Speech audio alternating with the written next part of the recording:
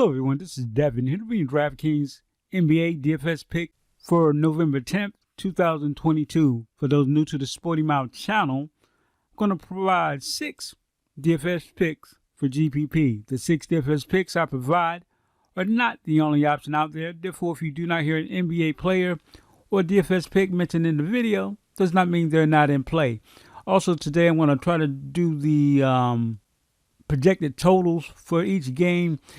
For those new to DFS, you're looking for games that has a high projected total because that normally translates to having a good fantasy night, meaning there's going to be a lot of rebounds, a lot of shooting, a lot of assists.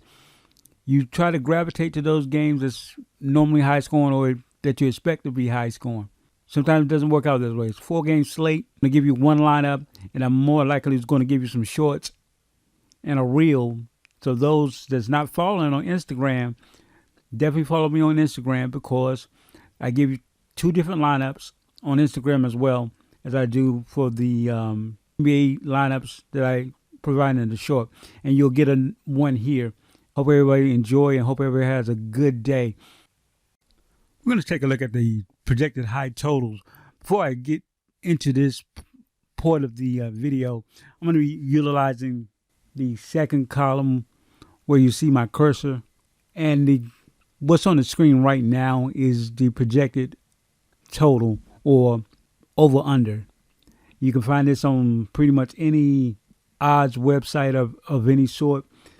Projected total is the total combined score of 2 teams in the game.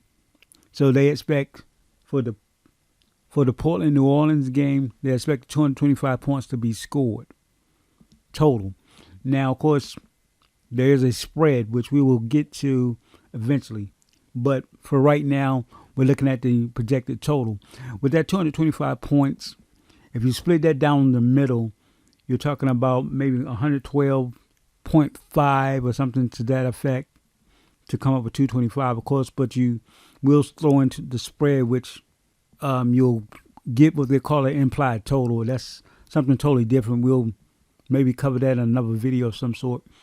But for the most part, as I was stating earlier in the intro, games that's projected to have high scoring totals or projected high over-unders will normally be a game that you want to draft your players from, because normally that translates to a lot of fantasy points scored or a lot of opportunities to score fantasy points for any site. This will apply across the board with a lot of your daily fantasy sports and stuff. I'm only going to do 2 games. They're only a 4-game slate. So before I move to the next game, I'm going to go to the spread. According to the spread, experts expect New Orleans to win the game by at least 6.5 points. For this is not a blowout of any sort.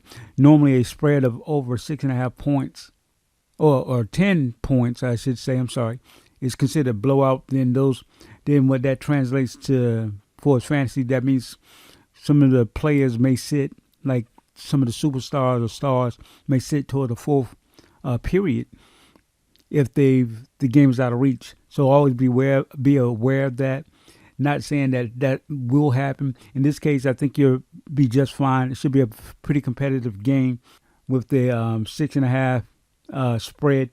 That means it should be fairly close, considering that's about 2 3-point shots or some to that effect, and which is with that margin of victory, that's not a big margin of victory, and that's what the spread is somewhat a projection of what the team is expected to win by, 6.5 points. So we're going to move right along. I want to go to the second game, check out the over-under for that game. The next game we're looking at is the Philadelphia 76ers versus the Atlanta Hawks, and it has a projected total or over-under of 222.5 points. Now we're going to take a look at that game spread.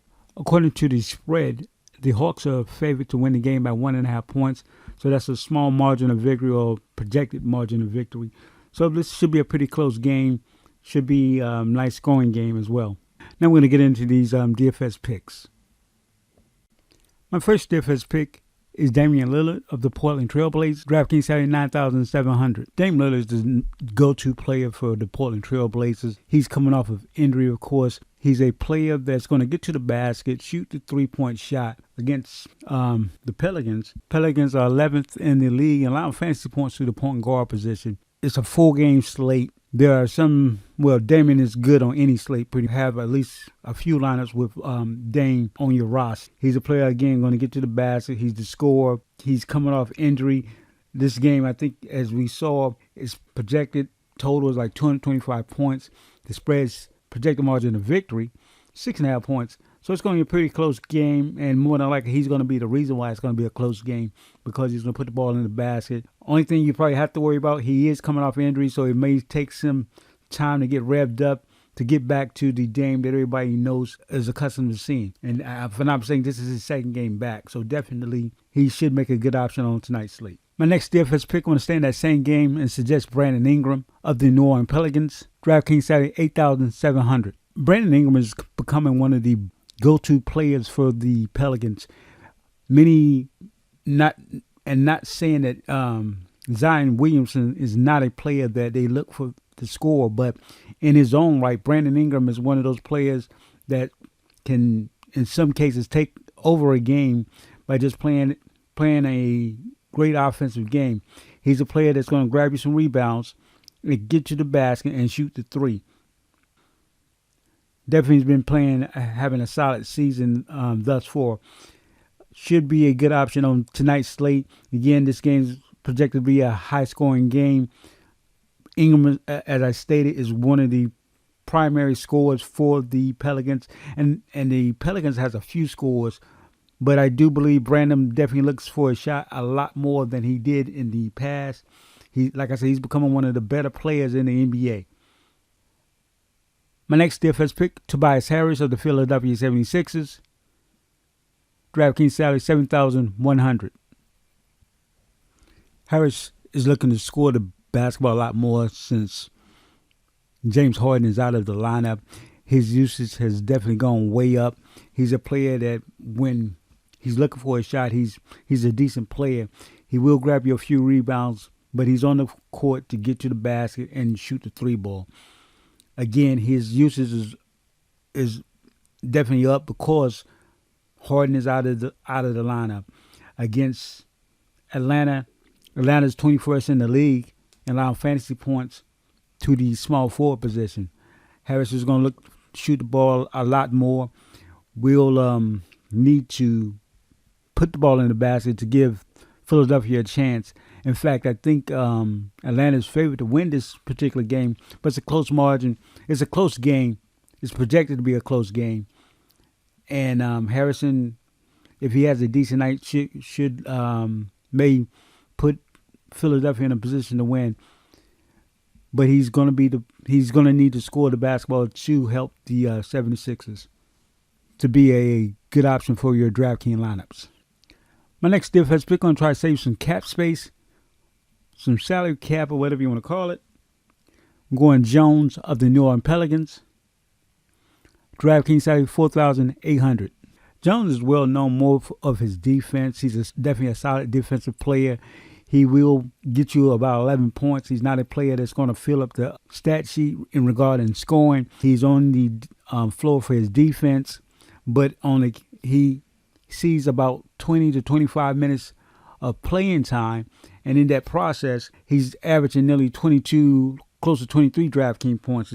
His last outing, I think he scored 32 DraftKings points. For tonight's slate, that 4,800 DraftKings salary is going to allow you to fit other players like a Dame Lillard in your lineups, or a Luka that's also on the slate, which is more likely going to be the go-to player because he's Luka. But definitely Jones is going to allow you to fit these players in, and with that solid 20 to 25 minute playing time and getting near like 25, like I said, averaging nearly 23 DraftKings points, he's going to be a decent pick. He needs a little over about 24 DraftKings points to hit value or to justify you having him in your lineup. So definitely, I think he's going to make a good option on tonight's slate. My next DFS pick, going to try to save some more cap space with Eubanks of the Portland Trail Blazers. DraftKings salary 4,300. Eubanks is a player that's going to be starting their starting center, normal starting center. I think his last name is Nurkin. I think that's how to pronounce his last name. He's out. So, of course, Eubanks is going to see that playing time. Should be a player that is capable of a double, get you 10 rebounds, score like about 14 to 15 points. And if he's able to do that with that DraftKings salary, he's definitely going to more than justify him being rostered. Play to save you, good value play to save you some cap space, get these other players into your lineups. I think Eubanks with the playing time and starting should make a decent option. Again, not a player that's going to look for a shot often, but in the process of him starting, he should work his way, get 10 rebounds, 10 points, at least that. And again, the Pelicans are 17th in the league and allowing fantasy points to the center position. Never a good reason to have him in your lineups. And my last DFS pick, C.J. McCollum of the New Orleans Pelicans. DraftKings at 8,400. McCollum is another player for the Pelicans that's going to be a player that's get to the basket, shoot the three-point shot. He is more of a player that's going to be, per se, I'm going to not say scoring dependent, but he will get you a few assists, but he's on the floor. He's going to get to the basket, of course, shoot the three. Against his former team, the Trailblazers, should be an interesting game. Should be an up-and-down game. The Trailblazers are 21st in the league in allowing fantasy points to the point guard position. So that definitely makes him McCollum a decent pick for tonight's slate. Again, short slate, a lot of plays, and I'm not talking exactly McCollum. McCollum is a decent play on practically any night with the short slate, and this is directed more so to the new players of DFS. You got to widen your draft pool, meaning that there are certain players that you wouldn't give a second look at, but since it's a 4-game slate, short slate, you got to take a look at them.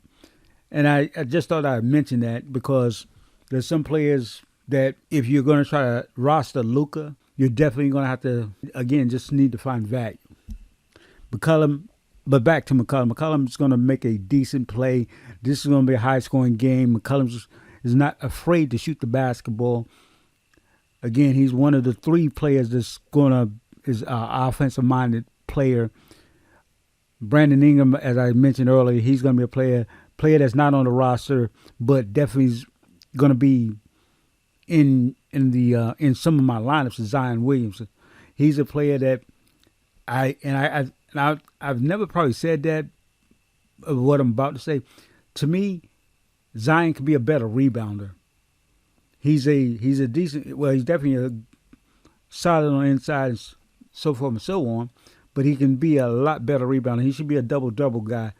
He's right at 8 rebounds, but I think he can be a whole lot better rebounder than what he is for his size.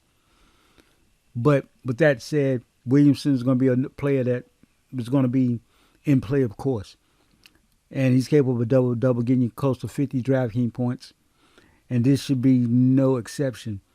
And speaking of Zion, I want to get into other players that you might consider. Again, short slate.